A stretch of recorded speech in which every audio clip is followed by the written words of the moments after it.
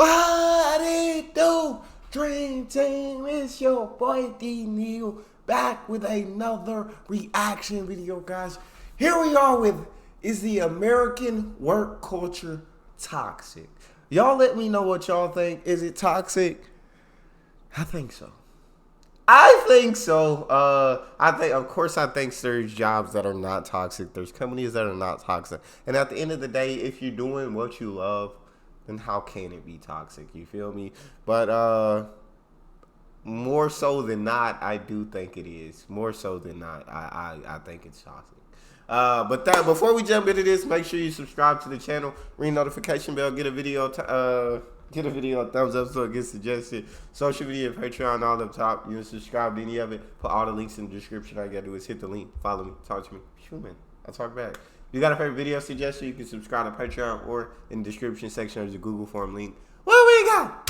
I made a video that said people should not work more than 40 hours a week unless they're being compensated. And I got some people that were pretty upset in the comments. One user said, and he was pretty correct, that this is just not how the corporate world works. And I know that. But even with inflation, it is still a tight labor market. And there is an opportunity for... All she said was you should not work more than 40 hours a week if you're not being compensated for that. And I agree with her on it. And it may not be how the corporate world works. But yeah, unless I'm not working no hours unless I'm being compensated for it. Point blank, period. But you should be compensated once you hit that 40. You know what I'm saying? You should be compensated more for those extra hours. That overtime need to kick in. Even with inflation, it is still a tight labor market. And there is an opportunity for workers to ask for more flexibility. Obviously, how much you work really depends on where you work, your industry, how much you're getting paid, what your role is. For example, if you're an ER doctor, there's no way you're leaving on time. I was a journalist for many years, and I never, ever worked an 8-hour day. It was more like 12 to 16 hours every day. And I was on call every weekend. But then I got into management. And I started to notice that a lot of the senior management, a lot of the directors, a lot of the executives, they don't work that hard or that long. I had always been a super hardworking person from high school to college to my career. I'm just typically will work 10 to 12. I mean, I'll work forever. I'm like the Energizer Bunny. But a mentor told me to be wise about how I spent my time. And the more I started looking into this and seeing all the people in charge of these really big corporations I was working at, the more I saw that the wealthiest people had a lot of leisure time. And that's actually really not unusual. We have tons of shows like Downton Abbey that kind of glorify this idea of the wealthy having leisure time. They literally don't do anything. And that's basically the point of when you become wealthy, you basically have all of this like discretionary time that basically becomes a form of currency. And the thing about work... That's what I always say. I always say this because people always say, like, when you talk about, like, all these pyramid schemes and all that, and I'm like, in my mind, I'm like, well, what's the difference between that and my job? You know what I'm saying? And going to the job and clocking in. Because at the job, there's also people at the top who are making most of the money, but not having to work as hard. And as you go down...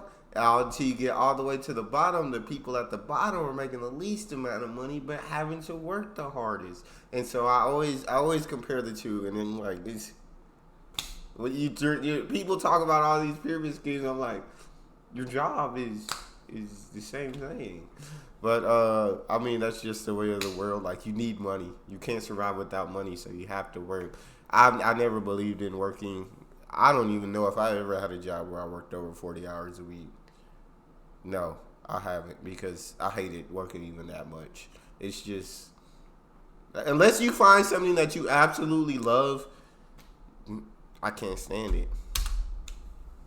Time that basically becomes a form of currency. And the thing about working more than 40 hours a week all the time, it eventually makes you time poor. There was a really interesting study that was published in the British Journal of Sociology around patterns of time usage. And it found that people that were working class or middle class tended to have a lot less time because they were putting so much of their effort into their jobs and chores and taking care of children. They didn't actually have any time to do really anything else. And it showed that wealthier people had a lot more time to spend it how they want. I know working in the US more than 40 hours a week is very typical. And that had to do a lot with our puritanical culture. Hard work in the US is seen as a morality issue. If you are low income or working class and you have time that's unutilized, you are seen as lazy. But when you are wealthy and you have time that is unutilized, it is considered leisure. Having more time gives you the ability to create other opportunities to make different types of income. What's your most toxic American? Completely agree with everything that she said. Completely agree with literally everything that she said, and she laid it out so perfectly. Other opportunities to make different types of income. What's your most toxic American work culture story? I'll go first. I used to get a lot of headaches that were caused by dehydration. So as a result, I decided to be more dedicated and drink more water. About a week and a half later, headaches started to go away. I'm feeling better. But of course, when you drink more water, you go to the restroom more. So my manager and I would have bi-weekly one-on-one meetings just to talk about progress and everything else. So we had our bi-weekly meeting per usual, and his feedback was, and I quote, "I would like to see you at your desk more. I've noticed you've been going to the bathroom a lot lately." Yeah, that's what happened. What do you think? If she explained to him the situation and then he said that, then that's a problem. Yeah, like, she wants to be hydrated. I think, yeah, if she explained it, and then I think it's toxic. If she didn't tell him why she has to go to the bathroom more, then I do understand where he's coming from. It's like you're in the bathroom nonstop. Like, I'd be like, what's going on? Like, and if she told me, oh, like, I've been dehydrated, I'm trying to drink more water, dedicate myself to that, and so I have to go more. That should be completely understandable. That there should be no problem with that. Yeah, that's what happened. What do you think of American work culture? I think it's declined in the past 2 decades or more. I think the younger generation, you have some people who are extraordinarily gifted and talented and dedicated to what they do. And then you get a lot of people, and it's not just the younger generation, but they want things given to them a little bit more easily. Bullshit, in my opinion. I feel like everybody should just work for themselves, honestly, because we're underpaid, honestly speaking, and we deal with too much bullshit every single day. What kind of bullshit do you think we deal with? Mostly from bosses. They feel like because they're the boss, they're superior, and they can tell you what to do, and they just feel like they can just treat you any type of way they want. Especially me, I work in a dental field, and I get shitted on every day by these dentists. So what's your experience with ever quitting a job? I've usually only left a place to go to a better opportunity. Mm-hmm. And how do most jobs handle that? They're usually okay with that? They're usually pretty supportive. Like I tell my staff, if they get a better job, I'll be the first person to drive them to their first save. Oh, he was just like, I'm the boss and you're the employee. That was that. He gave me that message. Literally, he was like, look, sorry, I don't know what to tell you. If I cared about your opinion, then I would care about everybody else's opinion in here, and yours doesn't matter. So I was like, tell me what it's like to work. What? Oh, that makes no sense. But yeah, there's plenty of jobs that I like the first guy because he's like, when I found a better opportunity, I went, and my jobs were usually pretty supportive of that. And that's how it should be. Whereas she's coming from, it's like you got to deal with crap from these dentists or her bosses every single day, and it's like she has no voice or no input, and they're like, we don't give a crap about it. We don't give a crap about your opinion, because then I have to care about everybody in here's opinions, and I'm not doing that. And it's like, I'm the boss, you're the employee, basically do what I say.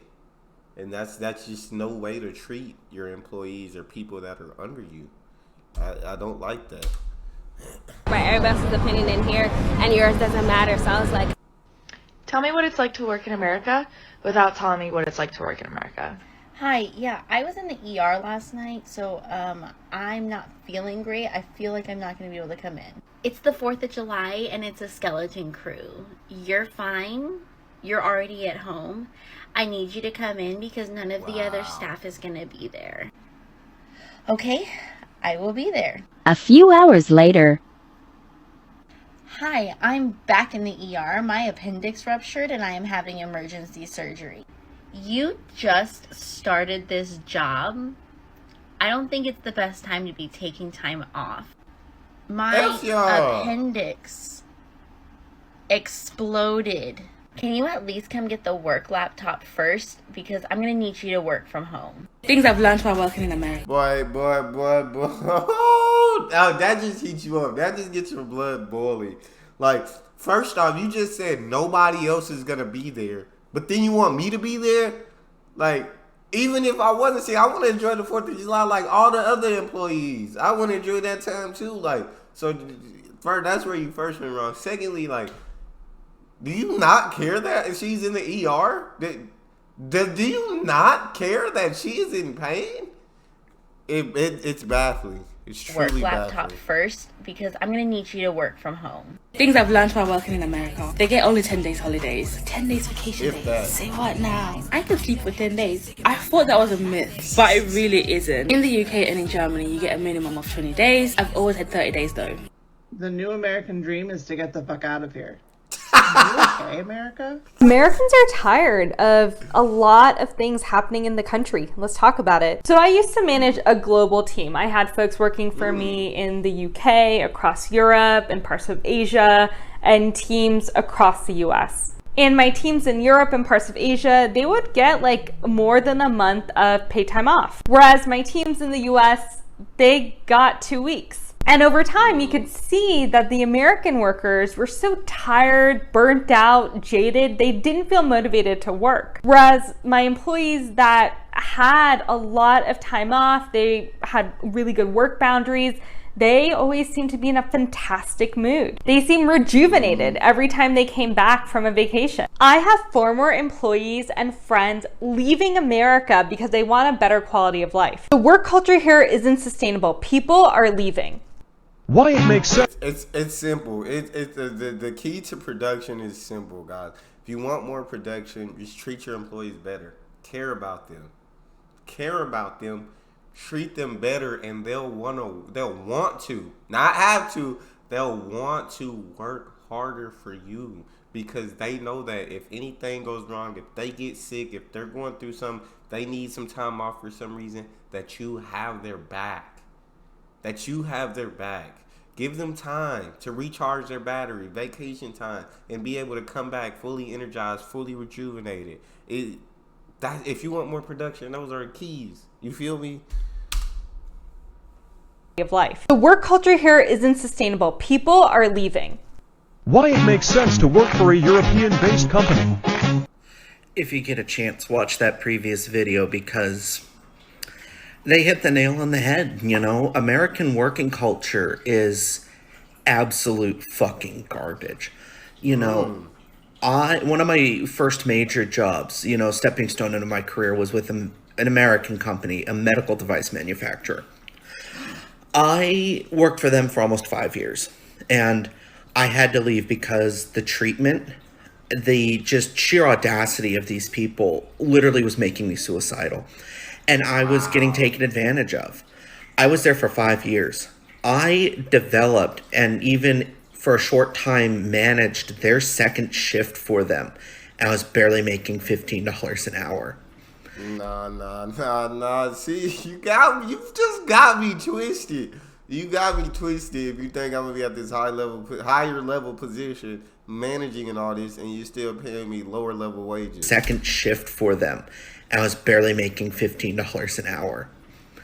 You know, but I left to go to an aerospace company that was a French firm. It was closer home, and you know, right off the bat, it was, you know, a $5 an hour pay increase for me. And this company, my first month there, it was almost PTSD inducing because I was not used to being treated as well as they were treating me. You know, right off the bat, I had really good health insurance. I had 3 weeks of paid time off. I also got 10 paid holidays. Dang. You know, which to me was unheard of. I got 2 weeks off for the Christmas, New Year's holiday season. That was the first time in 5 years I had those holidays off. My Lord. You know, and again, it was like there was no mandatory overtime. The first 2.5 years at the American company, mandatory overtime. And I was working between 70 and 80 hours a goddamn week. You know, but the French place, you know, it was the first time I'd ever been sent home for being sick at work. You know, the American company, I got strep throat. I had a fever of 101 degrees in doctor's notes, and they still wrote me up for using my paid time off for sick leave. Crazy. The French company, I came in with a sinus infection. My boss took one look at me and said, "You look like absolute garbage. You need to go home and rest." I said, "Are you serious right about now?" He's like, "I don't care if you have a fever or not." He's like, "You look like garbage. You need to rest. Go home." You know, the French... It's simple. You just treat these people like human beings instead of machines. They'll want to work harder for you. Just treat them like human beings instead of machines, and they got your back. A fever or not. He's like, "You look like garbage. You need to rest. Go home." You know, the French company, they paid for a week of bereavement out of their own pocket when my mother died because they, quote, said, "You earned your PTO and you need to use that to reconnect with your family and remember your mother and have a good time." So they paid for my PTO. The American company tried to fire a woman because they denied her PTO and she still took the day off for her sister's funeral. Gen Z will push for change in American work culture. The 9-to-5 concept came about in the 1920s, and even though technology has advanced immensely in the past 100 years, it's still the norm. And to be honest, it's not even that. It's typically 8 to 5. The people, us, need to be pushing for tech advancements to benefit humanity first and foremost, not just a company's bottom line. There are 168 hours in a week, and I've listed the typical time consumers specifically during the work week. Again, this is probably a minimum. So out of 168 hours a week, about 52 hours are free time. Less than a third of your life is yours. This pandemic is fucked, but a positive from it is the work from home push. We got old-fashioned people who still believe it'd be far less productive, so it probably would have been another 5+ years before it became a typical practice. Our next step is to prove that giving us a bulk of our time back will increase well-being and in turn increase productivity. Instead, that slow and steady effort during the current work week because people's well-being lacks significantly. Why do many Americans don't take their vacation time? Completely factual. And like she said, Gen Z is pushing for that change. Like, because the technology advancements are too incredible, are far too powerful now. You don't need me in the office. If I can do it from home, it's not necessary. And there's all these different opportunities now on the internet. People don't have to give you opportunities. You can make your own opportunities on the internet now. And so the technology is changing the game. Current work week because people's well-being lacks significantly. Why do many Americans don't take their vacation time? Hi, my name is Anna. I'm from Spain and I've been living in the US for 8 years. Now many Americans take their time off. Why? Money. Americans have either college debt, credit card debt, or medical debt. Or all of them. They need those extra bonuses and money. Now, I feel like this is a vicious cycle. Most of these people need a break to disconnect and connect, but they feel like they can take that time off. They cannot afford to lose that money. Come on now.